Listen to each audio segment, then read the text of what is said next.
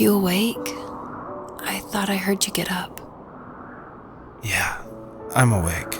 Sorry, I just can't sleep. Are you thinking about him? Yeah, a bit. Usually get back to sleep, my love. I'm fine. No, it's okay. What else is on your mind? I don't know. It seems weird, but I had one of the most vivid dreams of my life. I saw a fox on a snowy mountain, just looking confused and worried. Those eyes. I can't get those eyes out of my head. She was running in the windy snow, looking for something. Do you think it has to do with you and what's been going on? I don't know. It was just a dream, Rachel. They're not meant to make sense. A lot's happened the past couple days, that's all. Well, if you're not going to sleep anyway, you should tell me. I want to hear. All right.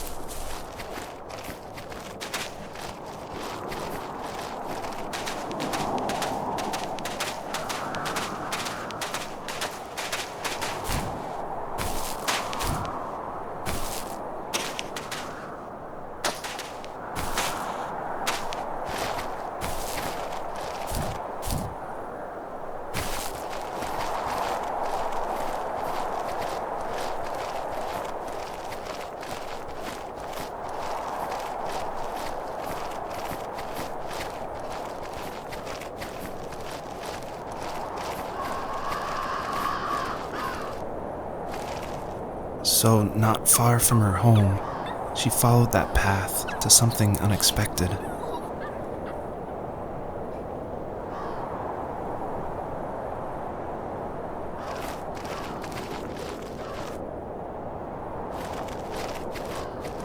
She couldn't stay, though. She had to find her other 2 children.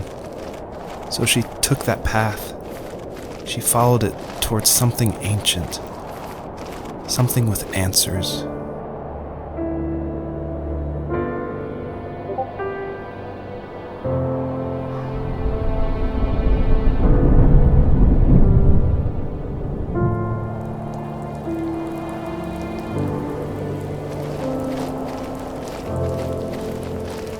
The fox looked high and low, searching for any sign of her cubs.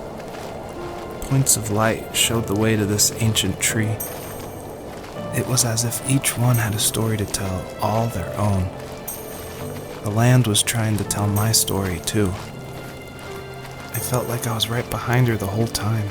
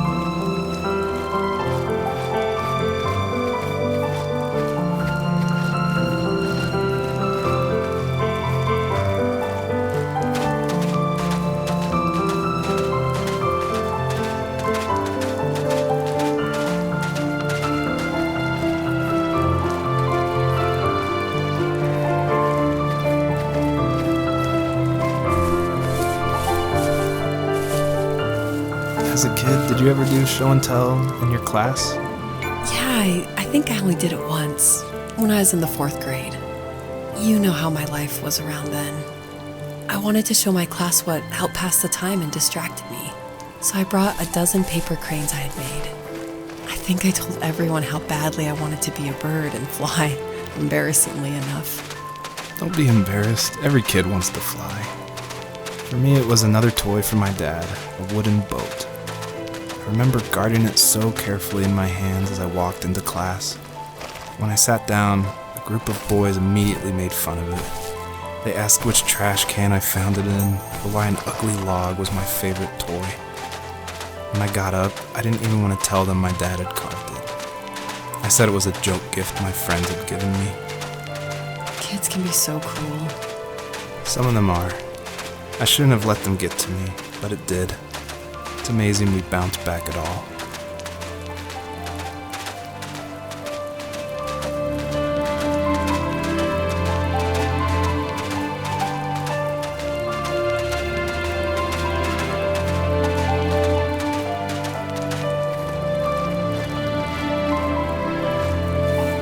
Do you remember what my dad did for a living? Wasn't he like a lumberjack? That's one way of putting it. If wood was a canvas, then a carving knife was his paintbrush.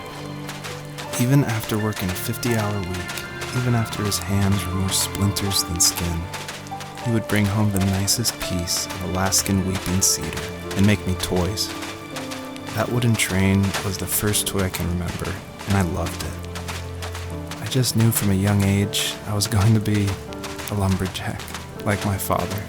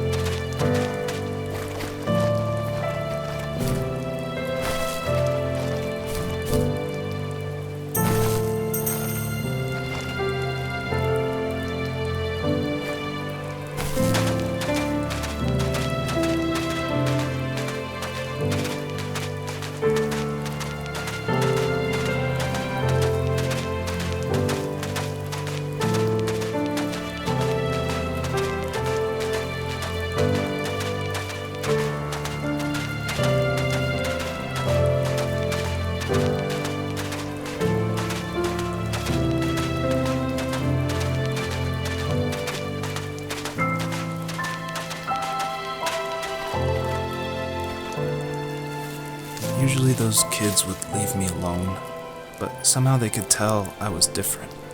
They made fun of how far away I lived. They called my dad a sourdough. I was a blabbermouth as a kid, telling my dad stories I made up for hours. But after that show and tell, I didn't tell him much anymore. He didn't know exactly what was wrong, but his best guess was that the toys he carved weren't cool enough. He carved me a tank and tried to tell me what it was like to be in a real tank as a serviceman. I didn't know your dad was in the military. Yeah, in the army. The sad thing is that I'd pretty much forgotten until just now. There's so much I still don't know about him. I'm sorry. He knows how much you love him. You're going to see him again soon and have some closure, I'm sure.